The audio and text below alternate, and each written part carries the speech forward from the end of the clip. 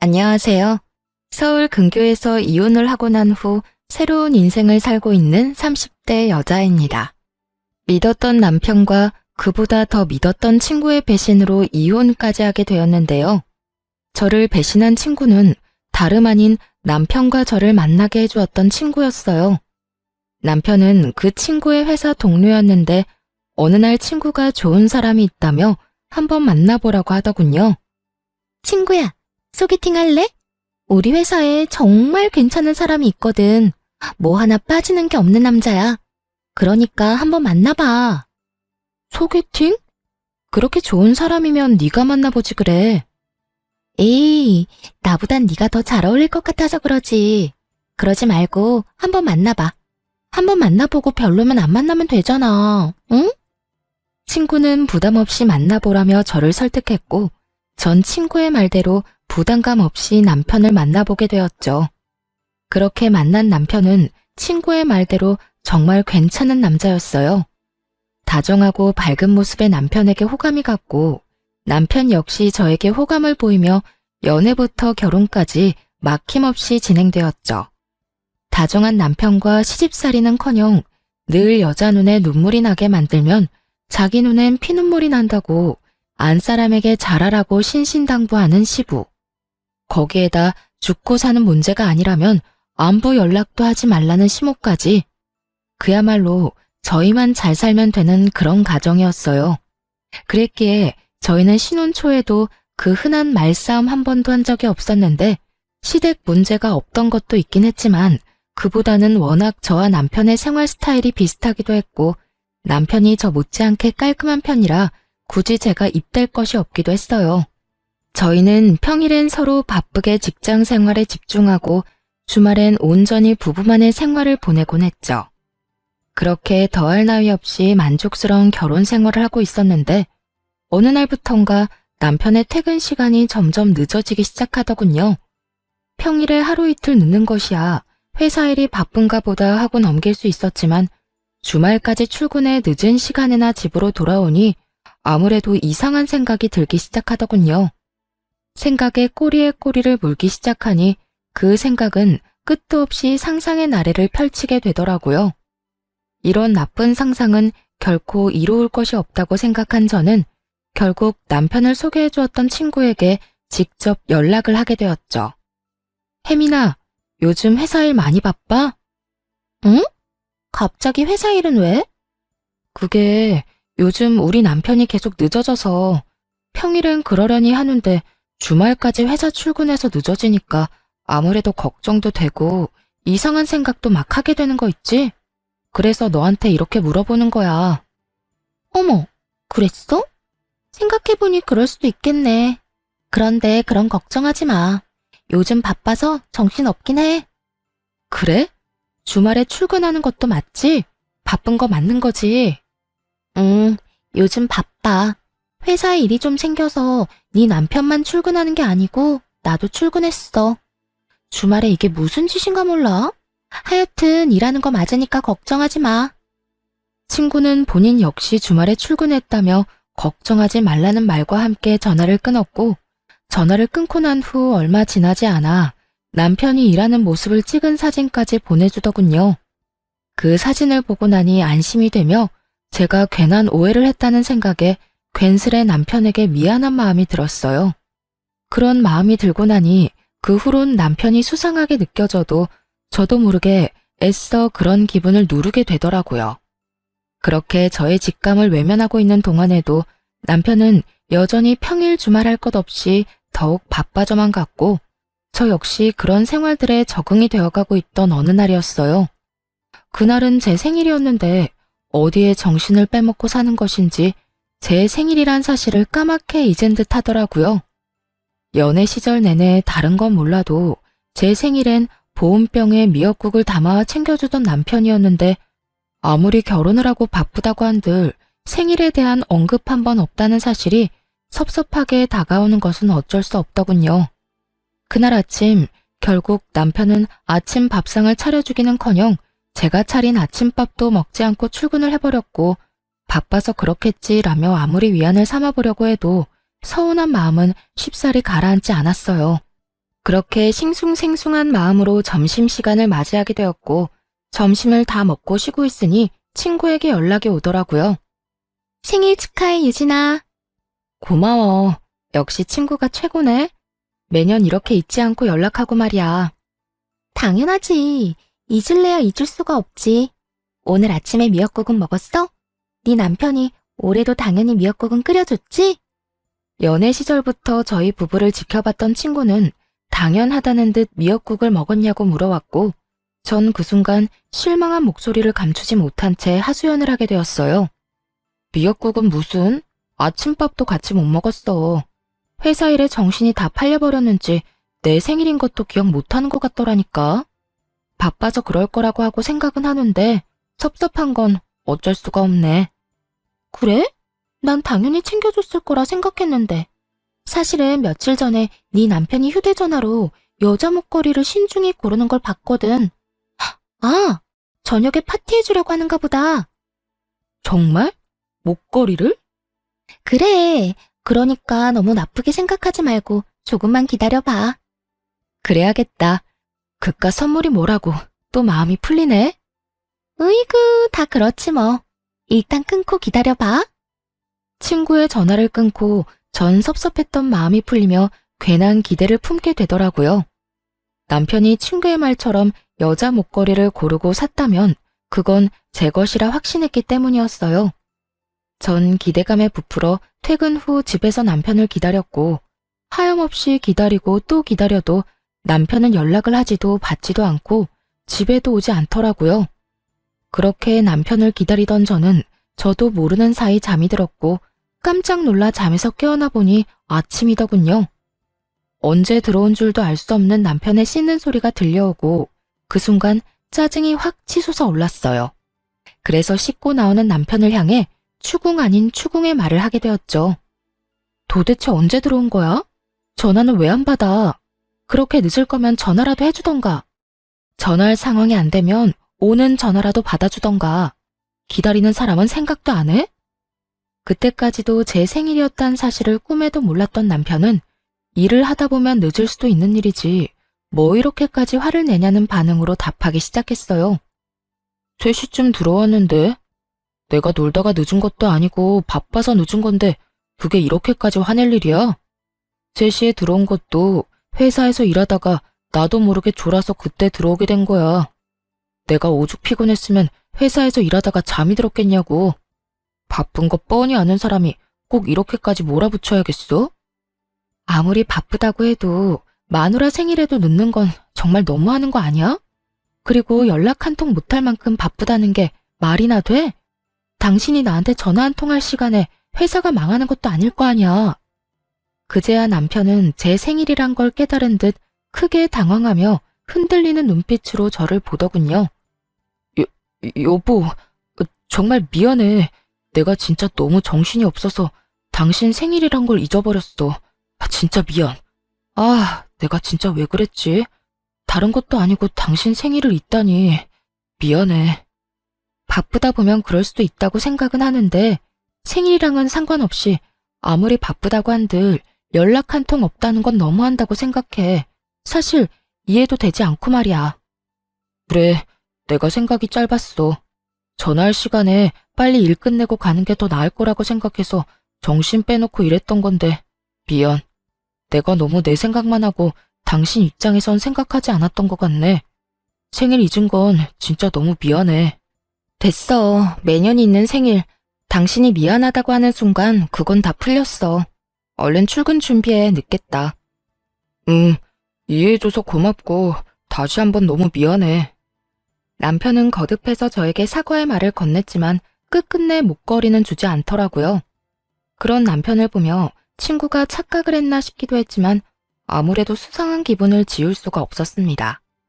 그렇게 남편에 대한 의심이 커지면 커질수록 친구에게 의지할 수밖에 없는 상황이었는데 제가 불안해할 때마다 친구가 회사 일이 바쁘다, 정말 남편도 야근 중이라며 사진을 보내주곤 했기 때문이었어요. 하지만 친구의 증언에도 불구하고 전 남편이 의심스러웠고 결국 친구와 또 의논을 하게 되었죠. 잘 지내지? 일이 바빠서 안 본 지 꽤 오래된 것 같아. 그러게. 그런데 혜민아, 나 의논할 게 있는데 너 비밀 지켜줘야 한다. 당연하지. 무슨 일이길래 비밀이란 말까지 나오는 거야? 나 아무래도 우리 남편 의심스러워서 안 되겠어. 들어보니까 흥신소 같은데 의뢰도 많이 하는 것 같던데 나도 거기에 말해서 우리 남편 뒤 좀 밟아볼까 봐. 저는 조심스럽게 말을 꺼냈고 제 말에 친구는 뭘 그렇게까지 하냐며 방귀를 들고 나서더군요. 뭐? 흥신소? 뭘 그렇게까지 해. 내가 네 남편 감시도 해주고 하물며 사진까지 찍어서 보내주는데도 뭐가 불안하고 못 믿어와서 그렇게까지 하냐는 말이야. 여자 촉이란 게 있잖아. 네가 말했던 목걸이도 나한테 주지도 않았고 매번 연락도 없이 늦는 것도 그렇고 물론 네 말이랑 네가 보내준 사진을 못 믿는다는 건 아닌데 하여튼 내 느낌이 그래. 목걸이야. 내가 착각한 걸 수도 있는 일이고 일이 정말 바빠서 늦는 거라고 그렇게 말했는데도 네가 그렇게 느낀다고 하니 내가 더 어이없는 거 알아? 내가 이런 말까지 하지 않으려고 했는데 너 약간 의부증 같은 거 있는 것 같아. 뭐? 의부증? 그래, 의부증. 그러지 않고서야 내가 그렇게나 말하고 사진까지 보내줬는데도 못 믿고 의심한다는 게 말이 안 되잖아.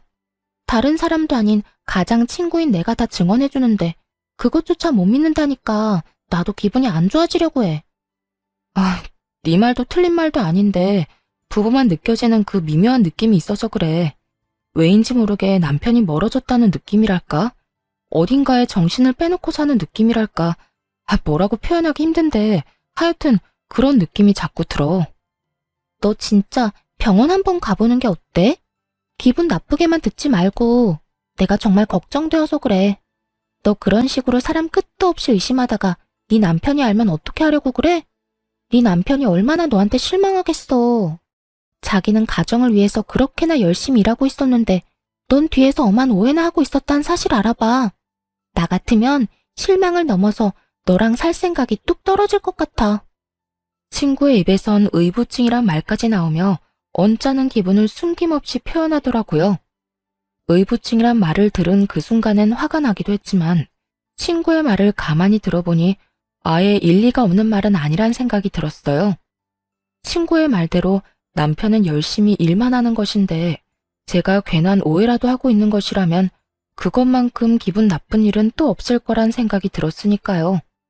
친구가 보내준 사진도 그렇고 친구의 말처럼 정말 남편은 야근 중인 것이 확실한데 저만 혼자 남편을 믿지 못해 환장한 여자 같다는 느낌마저 들더군요. 그렇게 제가 혼자 고민에 빠져 있을 때쯤 남편은 친구에게 무슨 이야기라도 들은 것인지 평일은 여전히 늦었지만 주말엔 다시 저와 시간을 보내며 저에게 신경 쓰는 모습을 보이더라고요. 다시 찾아온 안정적인 생활에 불안감을 떨쳐내던 어느 날이었어요. 그날은 친정엄마의 생신을 맞이하여 주말에 식구들이 다 모여 밥을 먹기로 한 날이었어요. 그런데 전날까지도 아무 말 없던 남편이 당일 아침 갑자기 회사에 급한 일이 생겼다며 가봐야 한다고 하더라고요. 여보, 어떻게 하지? 나 지금 좀 가봐야 할 것 같아. 어? 지금? 왜? 무슨 일 생겼어? 갑자기 회사에 급한 일이 생겼다네. 다른 사람이 처리할 수 있는 일이면 다른 사람 보낼 텐데 내가 담당자라서 마땅히 맡아줄 사람이 없네. 거기에다 주말이니까 다른 사람한테 부탁하기가 더 그래. 하필 오늘. 어쩔 수 없지 뭐. 얼른 가봐. 내가 부모님께는 잘 말씀드릴게. 그래, 미안해. 장모님께도 죄송하다고 전해주고. 남편은 급하게 집을 나섰고 저는 그런 남편의 모습을 보며 생각에 빠졌어요. 급한 일이 있다고 전화가 온 것도 아니었고 휴대전화를 들고 가만히 앉아있다가 갑자기 급한 일이 있다며 저렇게 뛰어나가 버리니 아무래도 이상하다 싶더라고요. 이쯤 되니 정말 제가 이상한 것인지 남편이 이상한 것인지 구분이 되지 않는 상태가 되어버렸고 저는 하는 수 없이 정말 마지막이란 생각으로 친구에게 전화를 걸었죠. 매번 이럴 때마다 친구의 도움을 받는 것이 미안하기도 했고 또 한편으론 창피하기도 했지만 그만큼 오래된 친구이고 믿는 친구였기에 전화를 걸어 물어보기로 결심한 것이었죠. 그런데 전화를 받은 친구는 다 죽어가는 목소리더라고요. 너 어디 아파? 목소리가 왜 이래? 몸살인 것 같아. 열이 39도까지 올라서 떨어질 생각을 안 하네. 뭐? 39도? 열이 그렇게 심한데 그러고 있으면 어떻게 해? 너 집이지? 병원은? 조금 있다가 가려고. 도저히 혼자 갈 수가 없어서 친구 좀 오라고 했어. 그래? 다행이네. 나한테 진작 연락을 했어야지. 내가 알았으면 진작 너한테 갔을 텐데. 괜찮아. 병원 다녀오면 괜찮아질 테니까 너무 걱정하지 마. 어이구, 참도 괜찮겠다. 집에 먹을 것도 없지? 죽 시켜놓을 테니까 병원 다녀오면 꼭 챙겨 먹고 약 먹어. 응, 고마워. 그렇게 걱정스러운 마음으로 전화를 끊으려는 순간 전 듣고야 말았습니다. 나 왔어. 많이 아파? 얼마나 급하게 간 것인지 다 느껴지는 헐떡이는 남편의 목소리를 말입니다. 헉헉거리면서도 그 목소리엔 걱정과 우려가 가득해 보였고 친구가 전화를 다급히 끊음으로 인해 저는 지금 친구의 집에 가 있는 남자가 제 남편임을 확신하게 되었습니다. 100번, 1000번을 생각해도 그건 남편의 목소리였고 차분히 이게 무슨 상황인가에 대해 흥분하지 않고 생각하려고 애썼어요. 친구가 남편을 소개해줬다는 것을 배제하고 생각을 해보니 그간 이해되지 않았던 조각조각들이 맞아떨어지며 제가 친구라고 믿었던 가장 오래되고 가장 의지했던 친구가 더는 친구가 아닌 상간녀라는 사실이 와닿기 시작했어요. 남편보다 친구에 대한 배신감이 더욱 커 손발이 다 떨려오더라고요.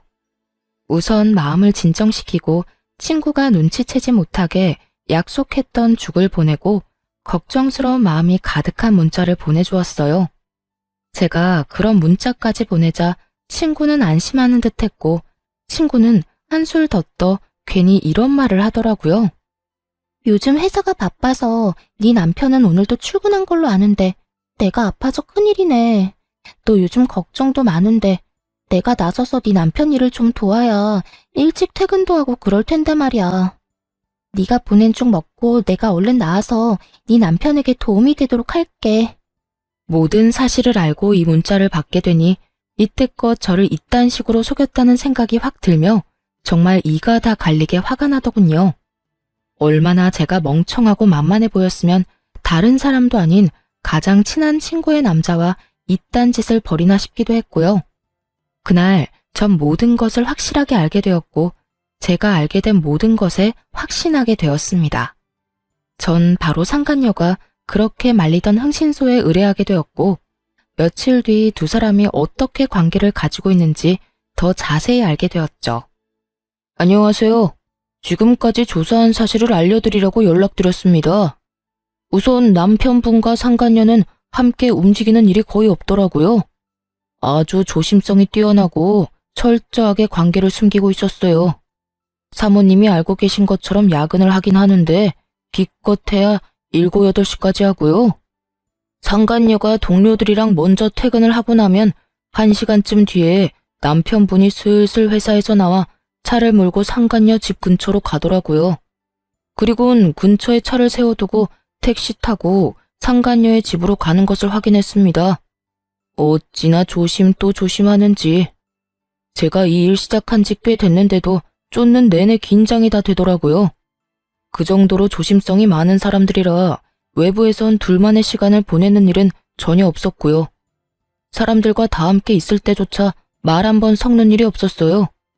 그런데 그 미묘한 눈빛 교환을 하는 순간이 있었는데 그 순간마다 상간녀가 습관처럼 목걸이를 만지작거리더라고요. 아마 그 목걸이를 남편분이 사준 것 같았어요. 일단 사진들은 따로 보내드릴 거고 조금 더 지켜보고 또 연락드리겠습니다. 끝끝내 풀리지 않았던 목걸이에 대한 궁금증이 풀리던 순간이었어요. 남편이 고르고 있던 목걸이는 제 생일 선물이 아닌 상간녀의 선물이었고 그것이 자신의 선물이라곤 생각지도 못했던 상간녀가 저에게 실수로 목걸이 이야기를 해버렸던 것이었죠. 생일 당일 남편은 상간녀에게 목걸이를 걸어주며 좋은 시간을 보내느라 그 새벽에 들어온 것이었어요.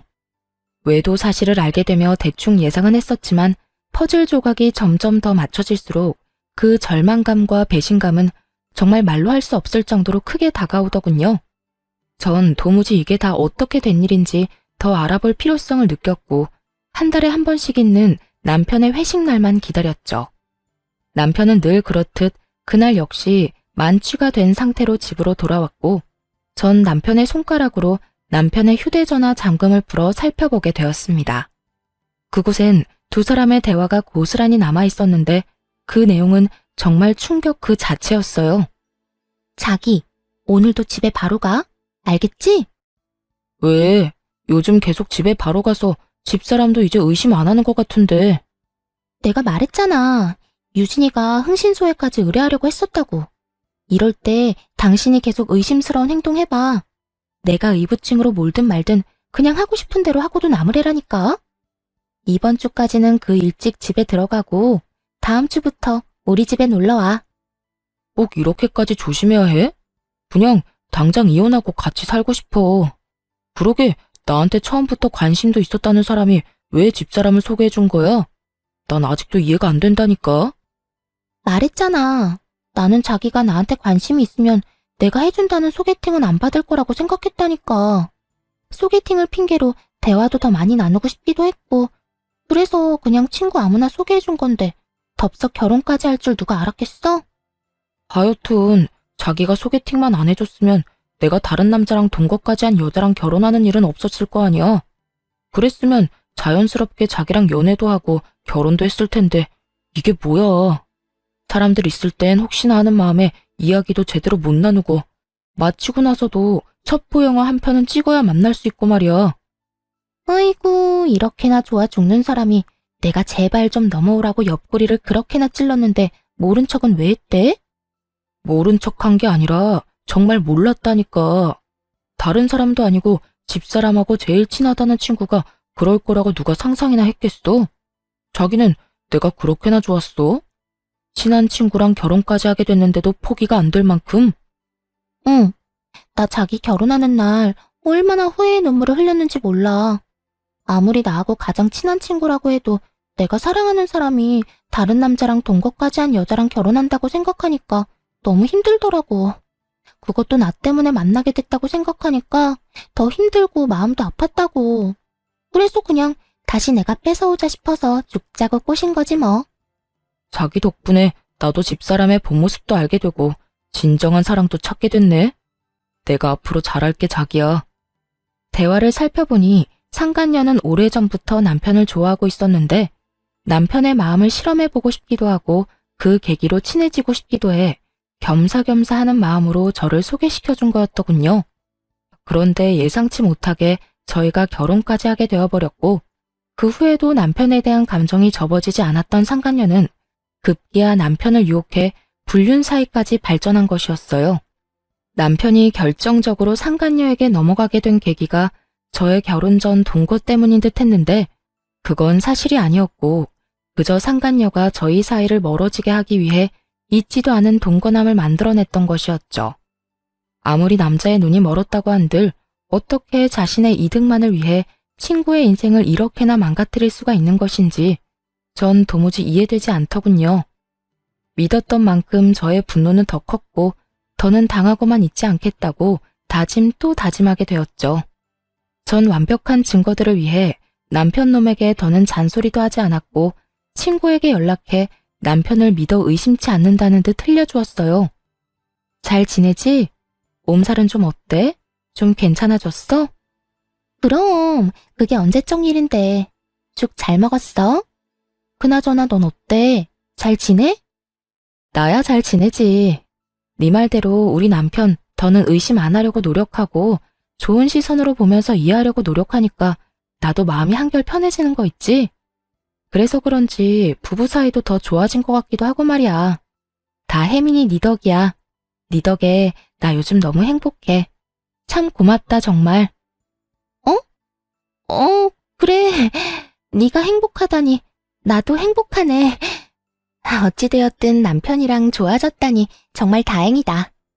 그나저나 우린 언제 보니? 곧 보게 되겠지. 정 안 되면 내가 조만간 남편 회사로 한번 찾아갈게. 그때 볼 수 있으면 보자. 이러한 제 작전이 통한 것인지 며칠 지나지 않아 남편 놈이 출장이 잡혔다며 알려오더군요.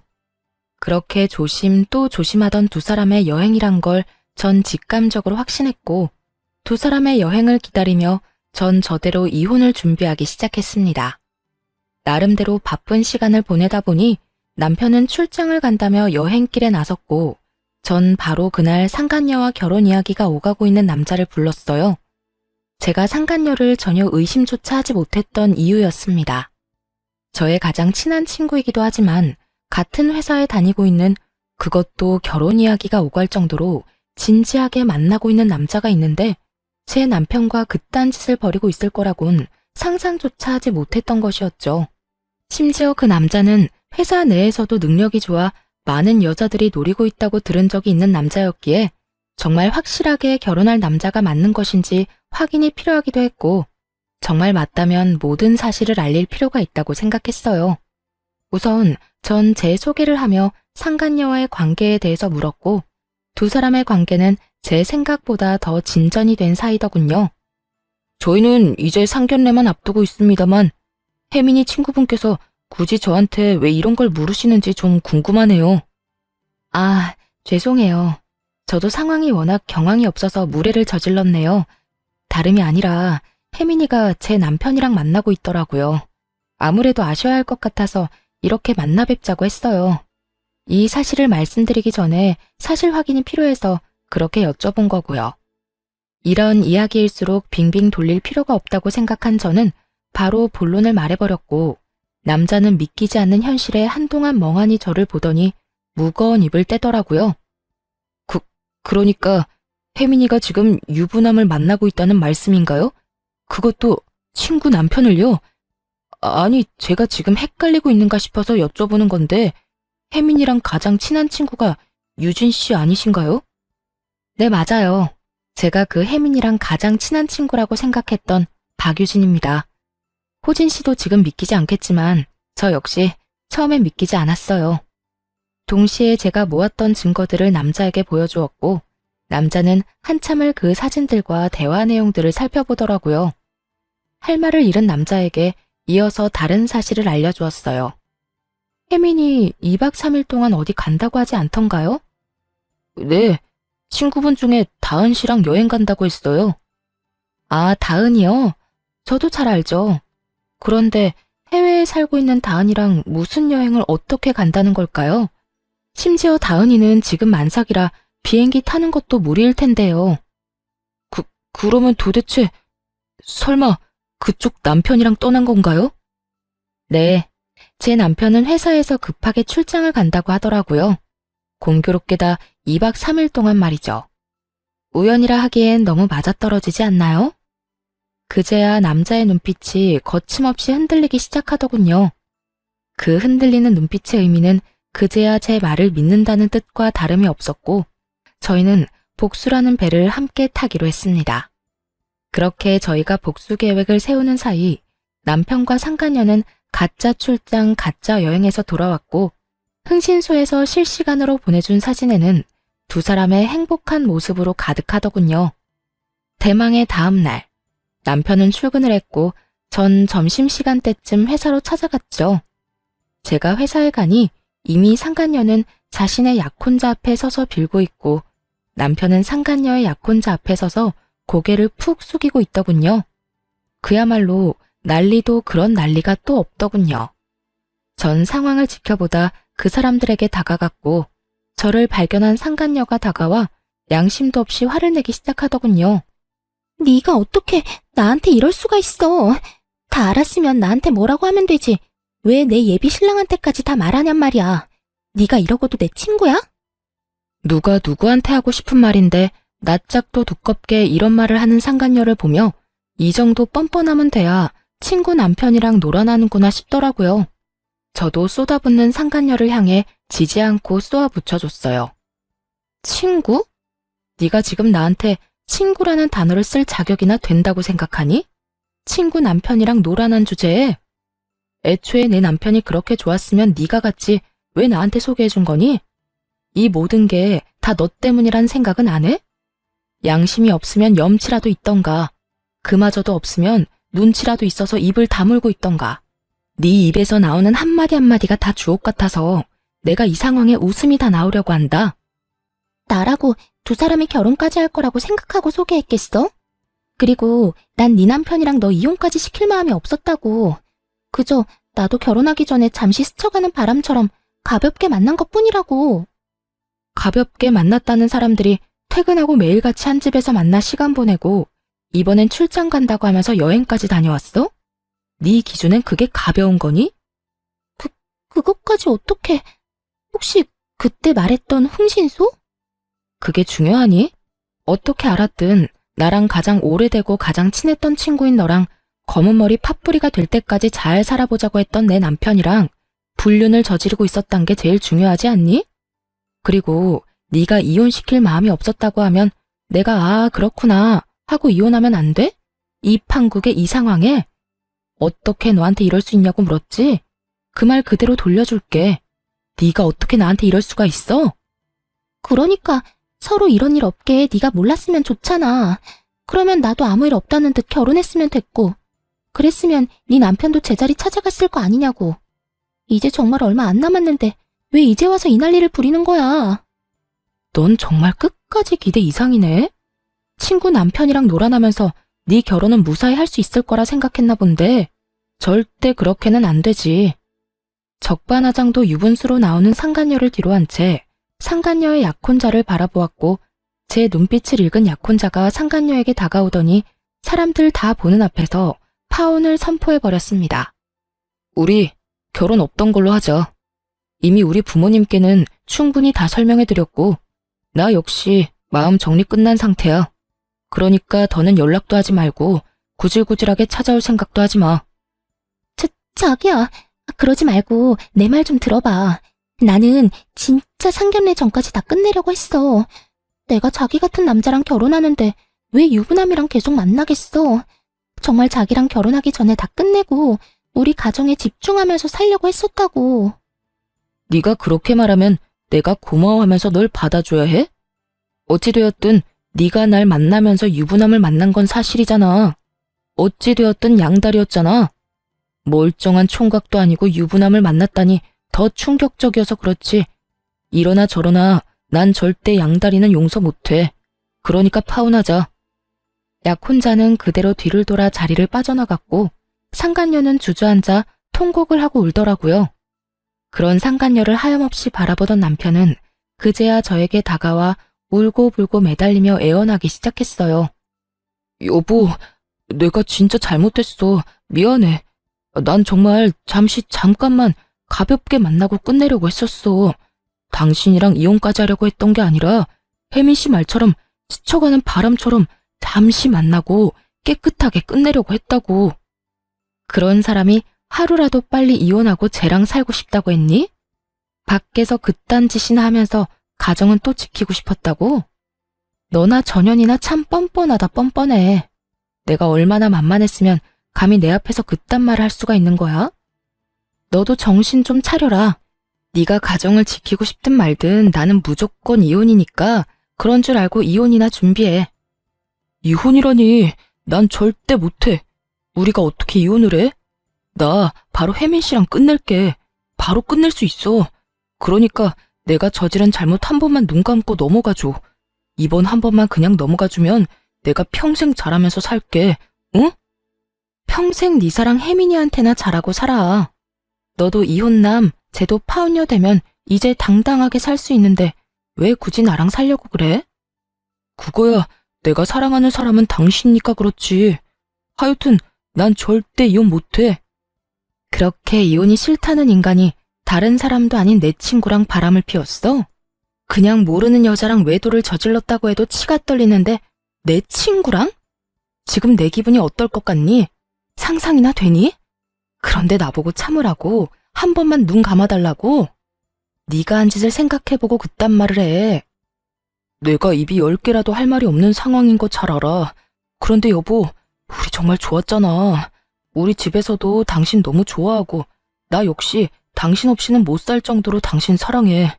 그러니까 내가 이런 상황에서도 이혼만큼은 안 된다고 이렇게 매달리는 거잖아. 당신도 이런 나 봐서라도 다시 한 번만 생각해보자, 응?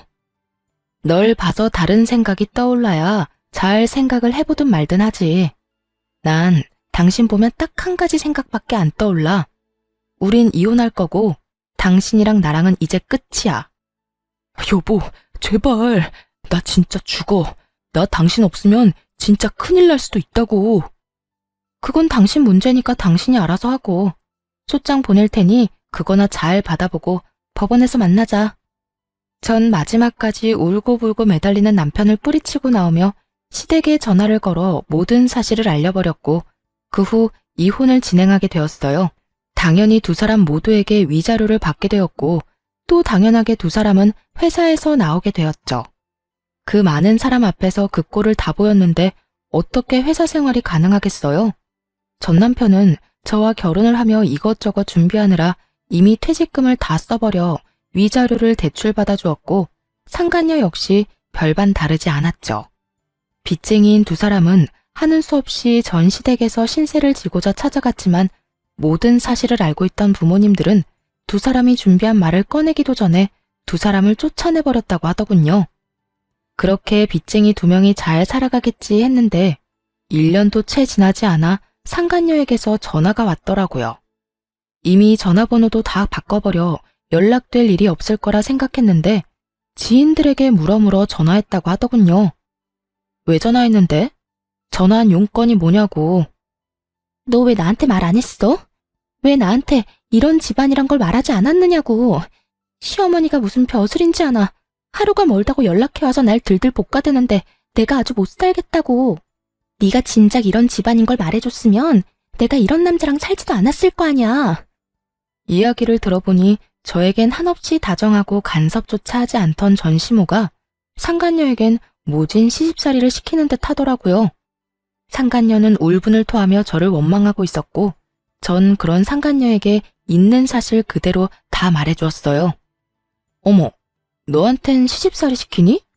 어머님이 나 있을 땐 죽고 사는 문제 아니면 전화도 하지 말라고 해서 난 그런 분인 줄 몰랐네. 뭐? 그런 사람이 나한테는 도대체 왜 그러는 거야? 그걸 몰라서 물어?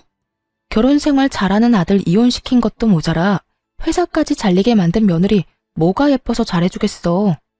다 네가 저지른 죄에 대한 벌 받는다고 생각하고 달게 받아. 아니, 난 애초에 이해가 안 되는 게 그 정도도 각오 안 하고 남의 남편 뺏어갔던 거야? 파혼당하고 회사에서 잘리면 다 끝이라고 생각했던 거니? 이쯤 했으면 고함을 지르며 또 악다구니를 써야 할 상간녀가 벼랑간 펑펑 울기 시작하더군요. 도대체 왜 이러나 싶어 듣고만 있으니 상간녀는 저를 상대로 하소연을 하기 시작했어요. 네 전 남편. 그러니까 지금 내 남편 바람 피우는 것 같아. 요즘 일자리 알아본다면서 나갔다 하면 밤 12시 넘기는 건 기본이고 어떤 날엔 옷에서 여자 향수 냄새도 나. 이를 어쩌니 유진아? 시댁에서도 나를 못 잡아먹어서 난리고 남편은 바람이나 피우고 정말 너무 힘드니까 네 생각이 나더라. 그래서 전화했어. 도대체 왜 우나 했더니 이런 이유가 있더군요. 전 남편은 취업을 핑계 삼아 밖으로 나돌며 외도를 저지르고 있었고 본인이 그런 상황이 되자 예전에 자신이 뒤통수 때린 옛 친구가 그리웠던 거죠. 아무리 그래도 자신이 이렇게 연락할 처지가 못 되는데 얼마나 뻔뻔하면 이런 연락까지 하는지 한심해 죽겠더라고요. 왜? 나한테 위로라도 받고 싶니? 이 일을 어쩌냐면서 같이 울어라도 줘? 아님 남편이 바람나서 이혼한 경험자로서 훅이라도 들려줄까? 도대체 뭘 바라고 나한테 전화해서 이런 말을 하는 거야? 그때도 그랬지만 난 도무지 네가 이해가 안 된다. 그런 게 아니라 나도 흥신소에 의뢰라도 해볼까 싶어서 그래. 넌 어땠어? 흥신소 그런 거 무섭진 않았어? 야, 내가 그런 일을 겪게 됐는데 흥신소가 무서웠겠어? 그리고 아직 확실치도 않은데 흥신소는 무슨 흥신소야. 너 나한테 전화해서 이러고 있을 시간에 병원이나 가봐. 그거 의부증이라며 네가 말했잖아. 혹시나 네가 나한테 말했던 것처럼 정말 가정을 위해서 취업하려고 힘쓰고 있는데 네가 오해하는 거면 어쩌려고 그래? 너도 나처럼 이혼녀 되려고 그러니? 전 그 옛날 상간녀가 저에게 해주었던 말을 그대로 돌려주었고 상간녀는 노발대발 화를 내기 시작하더군요. 뭐? 의부증? 다른 사람은 몰라도 네가 나한테 그런 말을 하면 안 되지. 결국 그 남자가 나랑 바람 피워서 너 이혼했던 거 기억 안 나니? 기억나지? 그런데 그런 남자랑 사는 네가 나한테 전화해서 하소연하면 안 되는 건 모르니?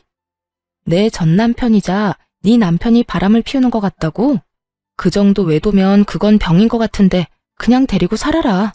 어쩌겠니? 뭐라고? 다 들었으면서 왜 못 들은 척해. 그냥 데리고 살라고. 네가 죽고 못 살아 나한테서 뺏어간 그 남자 업보라고 생각하고 그냥 잘 데리고 살아주라고. 그리고 다신 나한테 전화해서 이딴 소리도 좀 하지 마. 다신 연락도 말라는 제 말에 상간녀는 갑자기 불쌍한 척을 하기 시작하더니 다 기어서 들어가는 목소리로 매달리기 시작하더군요. 너랑 내 이야기 다 소문나서 애들이 내 이야기는 들어주지도 않아. 네 번호도 전화 10통은 넘게 돌려서 알아낸 거라고. 지금 내 상황이 이런데 내가 누구한테 하소연하겠어. 그러니까 너라도 나한테 좀 잘 대해주면 안 될까? 나 진짜 너무 힘들어서 그래. 이제 와서 친구 사이로 돌아가고 싶다는 듯 말하는 상간녀를 보는데 다시 화가 치솟아 오르더라고요. 제가 얼마나 만만했으면 지금 이딴 소리까지 뻔뻔하게 내뱉을 수 있는지. 난 너랑 다시는 연락도 하고 싶지 않아서 전화번호도 다 바꿨더니 이제 무슨 짓인지 모르겠다. 잘 대해달라고? 넌 진짜 내가 무슨 호구인 줄 아는구나. 우리 친구 사이는 이미 네가 내 남편이랑 놀아날 때 다 끝났고 난 지금도 앞으로도 너랑 연락하고 지낼 생각 없으니까 네 가정일은 네가 알아서 하고 다신 전화 끊어. 전 그대로 전화를 끊어버렸고 그 후론 상간녀에게 전화는 오지 않았지만 문자는 오더라고요. 전 남편이 한눈에 봐도 어린 여자와 외도를 저지르고 있는 사진과 함께 말이죠. 이것 봐. 내 말이 맞았어. 저 여자 22살이란다. 정말 양심이라고는 없는 인간 아니니? 어떻게 띠동갑도 넘는 여자애를 만나. 나도 이혼할 거야. 이걸 어떻게 참고 살아? 네 말대로 이놈은 병이야, 병. 외도로 이혼한 놈이 재혼해서 또 외도를 저지르다니. 이게 말이나 된다고 생각하니? 상간녀는 저에게 맞장구라도 바라는 듯 물음표 가득한 문자를 보냈고 전 아무런 대답도 하지 않았어요. 그저 전 그 문자를 마지막으로 상간녀를 차단해버렸고 그들의 결말은 보지 않아도 뻔하다고 생각했습니다. 그렇게 저와 그 지긋지긋한 인연은 끝이 났고 저는 제 생활을 잘하며 잘 지내고 있어요. 이혼하고 난 후 처음엔 믿었던 친구와 사랑했던 남자의 배신이 힘들기도 했고 울기도 많이 울었는데 이젠 많이 안정된 상태랍니다. 주변도 많이 둘러보게 되었고 제 곁을 지켜주는 사람들에게 감사한 마음을 느끼고 좋은 시간을 보내고 있어요. 주말엔 산에 가기도 하고 자전거를 타고 라이딩을 하기도 해요. 아무래도 몸을 움직이는 게 잡생각 있는 데는 제일 탁월한 것 같아 시작한 것들인데 하다 보니 저에게 잘 맞는 것 같아 취미생활로 자리를 잡아버렸네요. 그것 말고도 좋아하던 그림도 다시 그리고 있어요. 심리적으로도 많이 안정되고 여러모로 좋아 한동안은 계속할 예정이에요. 요즘엔 좋은 사람도 만나 연애까지는 아니지만 자주 만나 좋은 시간을 보내고 있어요. 그 사람 덕분에 많이 웃기도 하고 많이 행복한 순간이 있기도 해요. 지금 만나는 사람에게 많은 고마움을 느끼기도 하고 저 역시 그 사람에게 행복감을 주려고 노력하며 지내고 있어요. 이렇게 잘 지내다 보면 저 역시 과거는 잊고 행복해질 날이 올 거라 믿고 있어요. 저의 사연은 끝이 났습니다. 다들 행복 가득한 하루 되시길 바라며 물러가 볼게요. 감사합니다.